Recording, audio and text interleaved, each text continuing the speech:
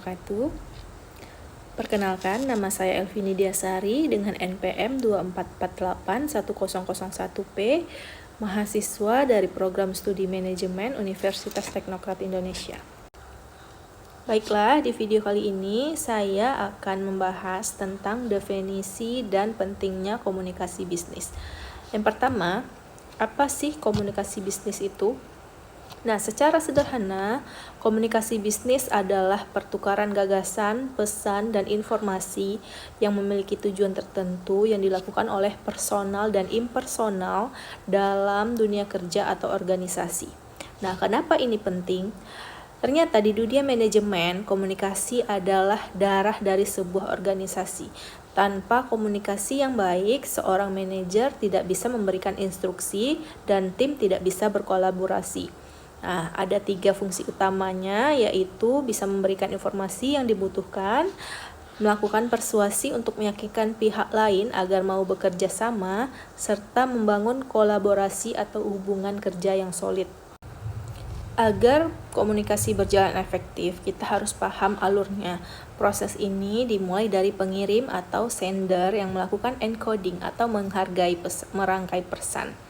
Pesan tersebut kemudian dikirim melalui saluran atau channel, biasanya bisa lewat email, rapat, atau telepon. Nah, setelah sampai ke penerima atau receiver, mereka akan melakukan decoding atau memahami maksud dari pesan kita. Namun, bagian yang paling krusial adalah umpan balik atau feedback. Tanpa umpan balik, kita tidak akan pernah tahu apakah pesan kita sampai dengan benar atau justru terjadi salah paham di tengah jalan. Bentuk komunikasi bisnis itu ada 2, yaitu verbal dan non-verbal. Nah, di dalam bisnis, ada komunikasi verbal itu mencakup tulisan dan lisan. Di era digital seperti sekarang, kemampuan menulis email bisnis yang ringkas dan berbicara saat presentasi adalah keahlian wajib bagi seorang calon manajer. Nah, namun jangan lupakan komunikasi nonverbal. Apa itu komunikasi nonverbal? Nah, yaitu seperti bahasa tubuh, kontak mata, hingga nada suara kita ketika berbicara lebih keras daripada kata-kata kita sendiri. Nah, bayangkan jika berkata, "Saya sangat semangat," tapi wajah kalian terlihat lelah dan tidak menatap lawan bicara. Pasti rekan bisnis kalian akan merasa ragu. Nah, apa saja hambatan dalam komunikasi bisnis ini? Yaitu ada beberapa hambatan yang sering muncul, seperti hambatan teknis, gangguan sinyal saat pertemuan daring, hambatan karena penggunaan istilah yang terlalu rumit, hingga hambatan manusiawi yang melibatkan perbedaan pendapat atau emosi.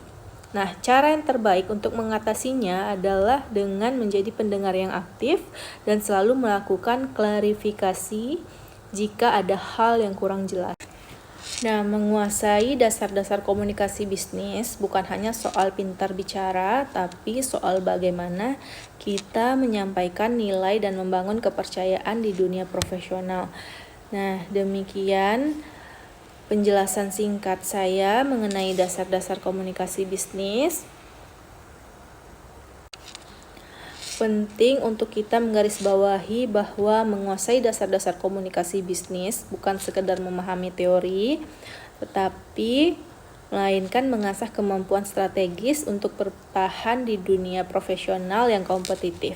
Komunikasi yang efektif adalah fondasi utama yang memungkinkan visi seorang pemimpin tersampaikan dengan jelas kepada timnya, sehingga tujuan organisasi dapat tercapai secara kolektif.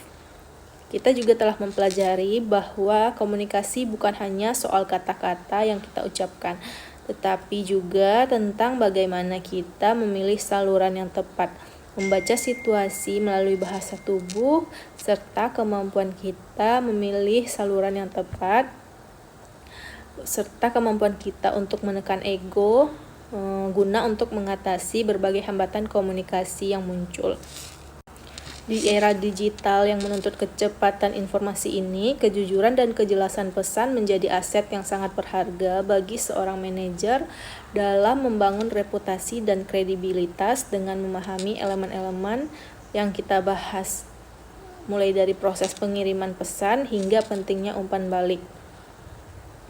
Demikianlah penjelasan